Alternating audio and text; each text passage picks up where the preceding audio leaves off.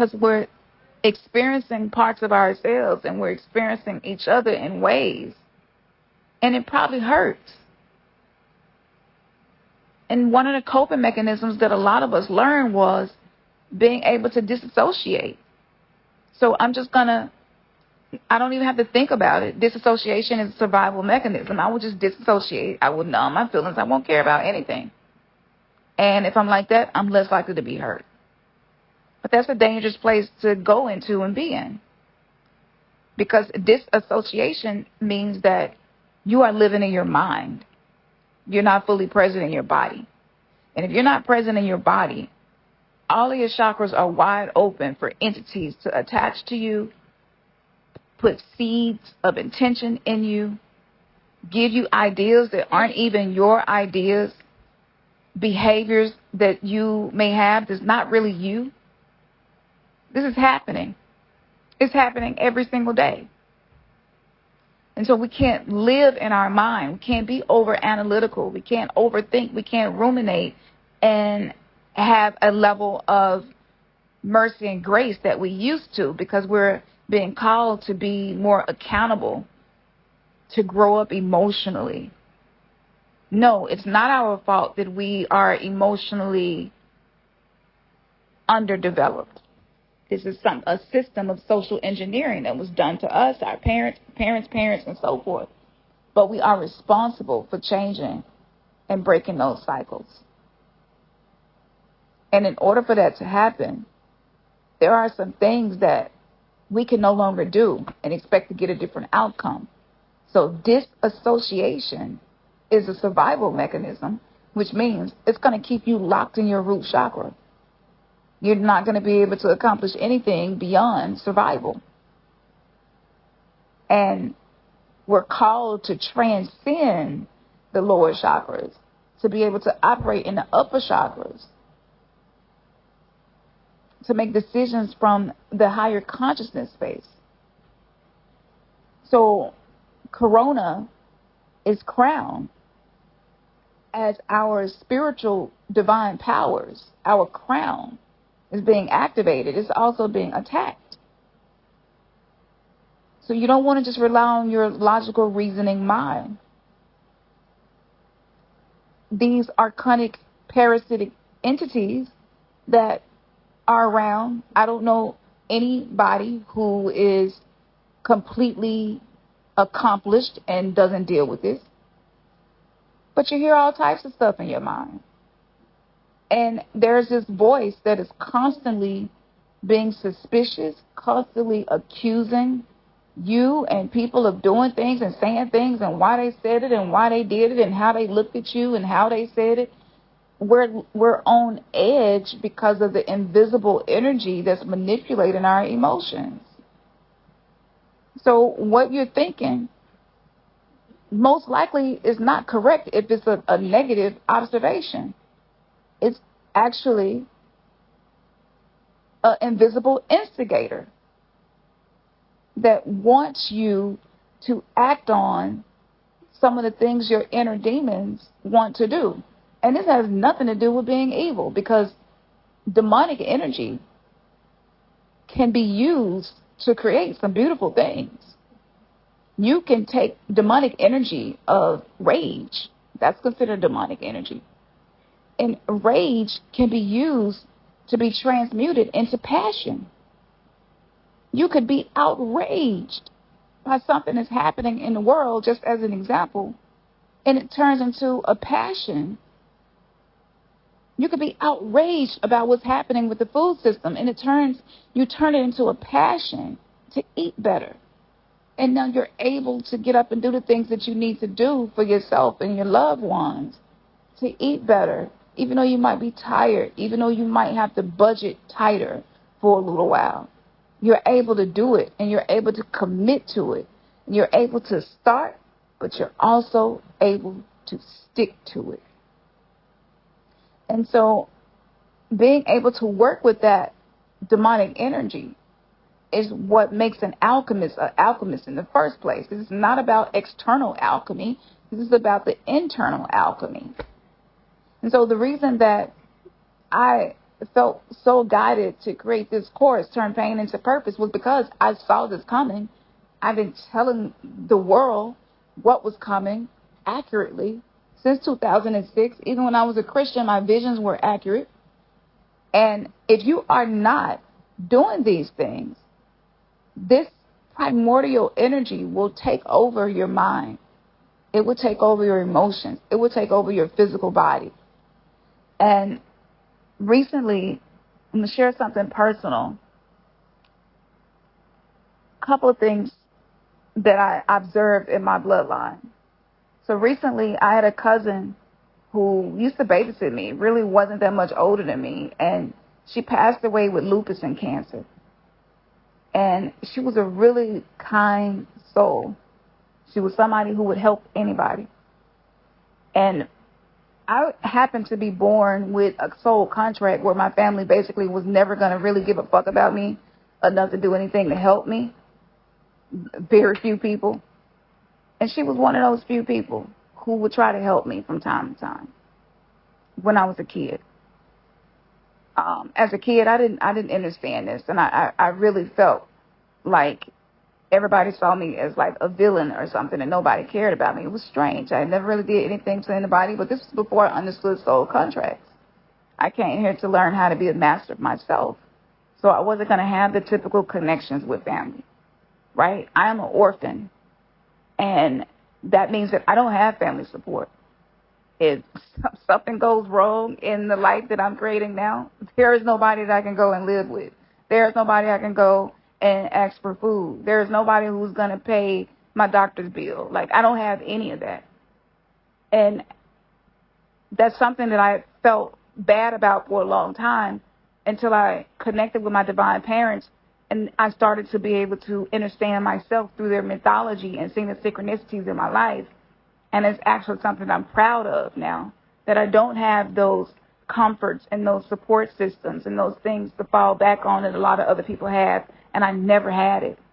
And that turns me into a heroine in which people can be inspired by, because it's really easy to make a fucking video about being able to manifest your best life when you were born into money, or when you were born into a family that's super supportive, or you don't have a chronic illness that gets in the way with you being able to work a job.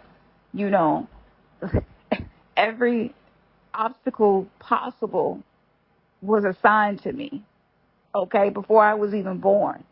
It had nothing to do with anything that I did to cause this to happen. And so that was a major, beautiful thing to happen in my life, because it's why I became who I am today. And it's also why I can help people that are so different from each other, but so the same, because I went through everything. So my cousin, she had a tough life. She went through some stuff. But the thing that was prevalent in my mind was the codependency part. I'm not okay unless other people are okay. And I'm willing to sacrifice myself to make sure other people are okay. And her body turned on itself. And for a lot of us, that's how we created a sense of security. That's how we survived, by taking care of those that we wanted to take care of us. But just because you do that for other people don't mean that they're going to reciprocate that. And if you are an empath, multiply this time 50. You know, you're giving out energy and you're doing things, and it's rarely reciprocated. It's not personal. It's a spiritual thing. So for her body to turn on itself the way that it did, that brought me back into the importance of cultivating dark feminine energy so that I could detach, not disassociate, but so that I could be detached from the things that I became codependent with, so that I would be able to step into my true power and shift from I need this, I need, to I have. And even if I don't have it in the physical realm, I fucking have it. I'm going to believe that I have it until I have it. That's two total different levels of consciousness. So not long after that, my great uncle passed away, which was my grandfather's brother. And when my dad told me the conditions in which he passed away in, it was another one of those aha moments, and I started getting downloads.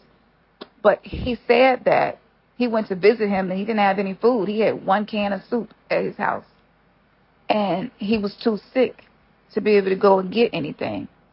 And the little bit of money that he was getting, I think he fought in one of the wars, so he was getting Social Security and a check for being a veteran, if I'm not mistaken. But, you know, it's not really a lot of money, right? It's something.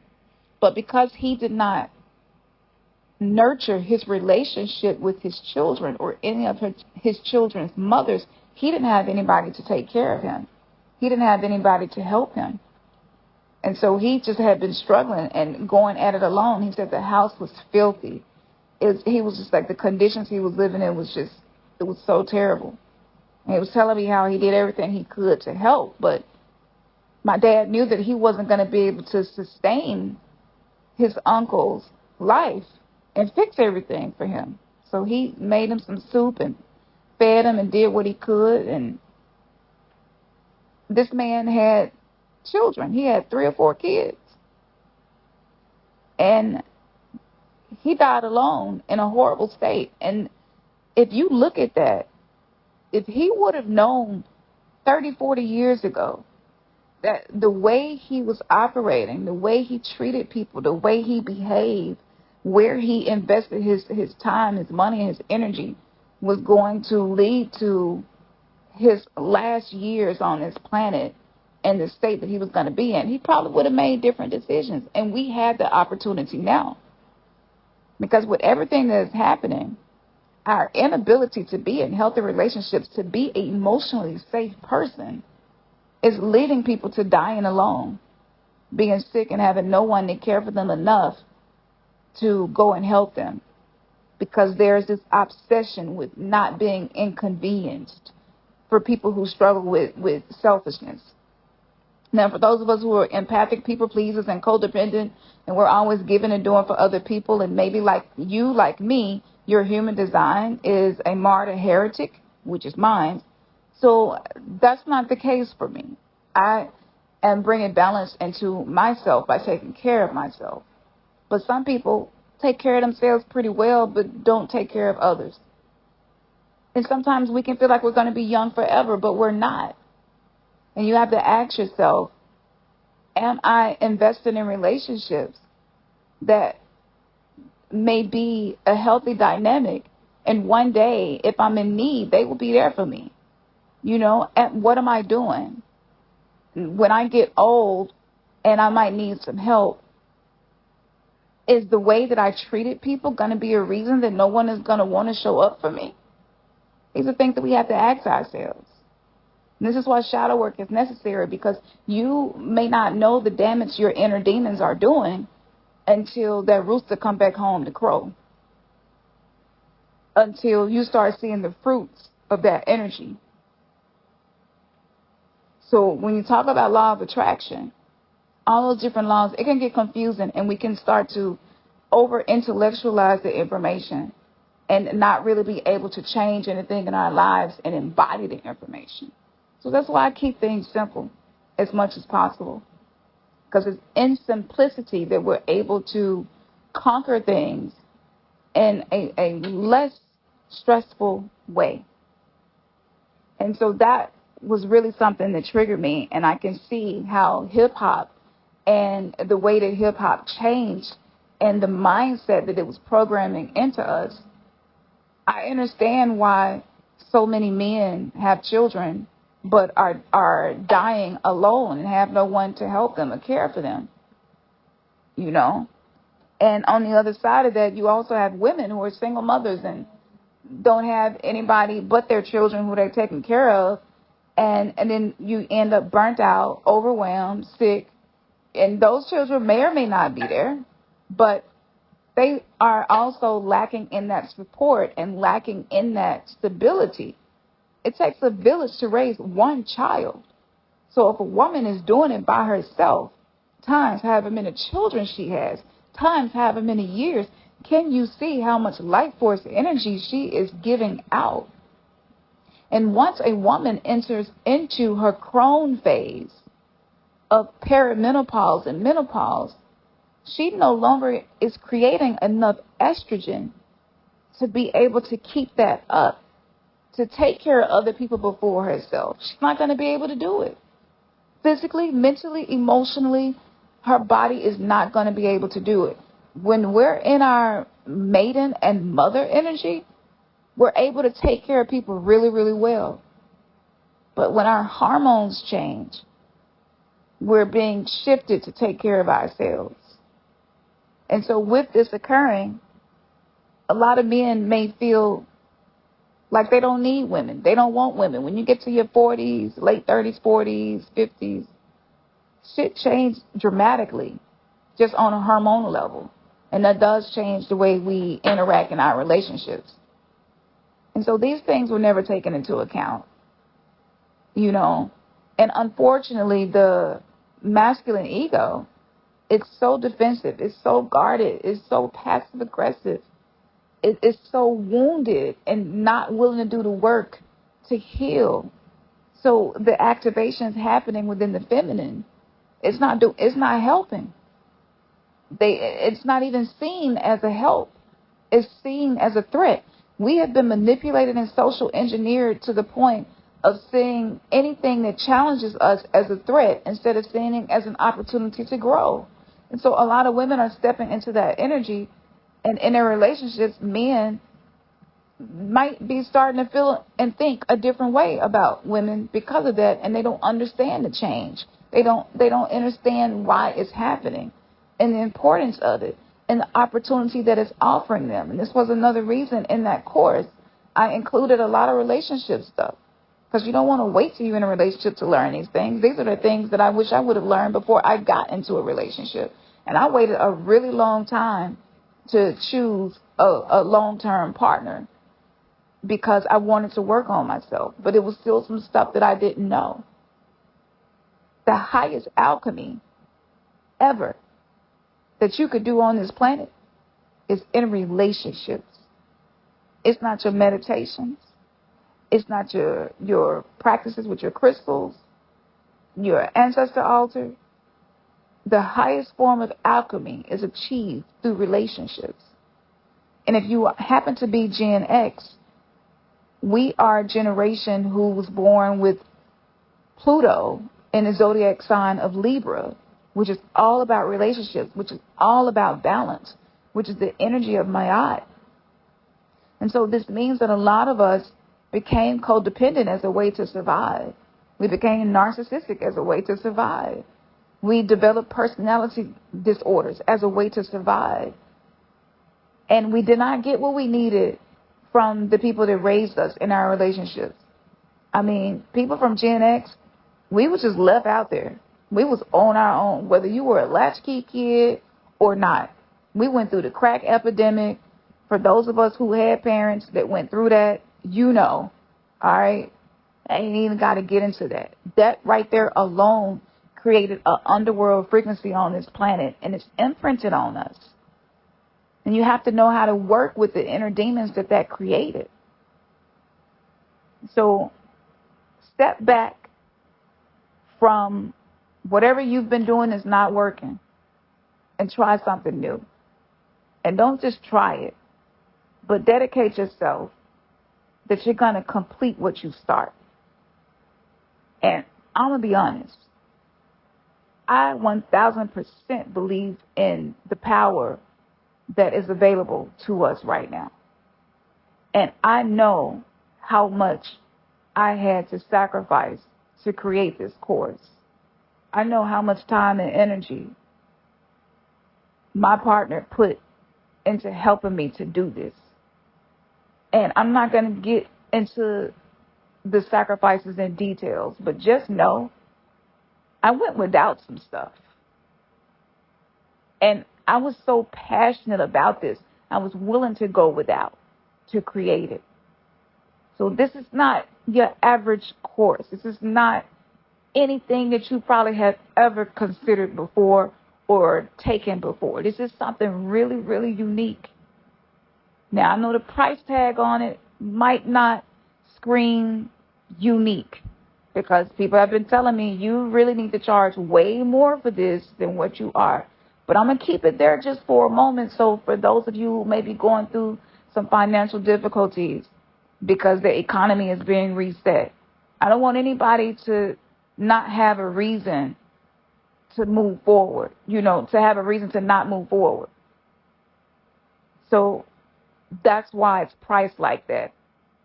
It has nothing to do with the value, because you're going to make that money that you spend on that course right back in many other ways. It's going to come back to you for doing the work.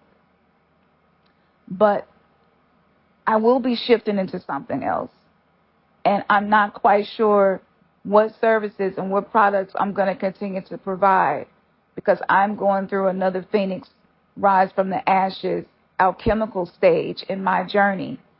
And my powers have elevated so much so that the way that I live my life, if only you could see me in my day-to-day life, you would see what I mean. But I don't mingle my energy with any and everybody. And it's not a judgment. It's what I know that I must do so that my energy is pristine, so that my heart is pure, so that my emotional conviction when I'm speaking is aligned with the spiritual intention, so that those who resonate, those who are truly ready to do the work, those who are ready to walk it like they talk it, those who are ready to take those moments where they get triggered and turn it into something that actually makes you more confident instead of causing you to lack self-esteem and feel worse about yourself. But those of you who hear this message, I ain't even got to tell you what's next. You're going to know and you're going to do it.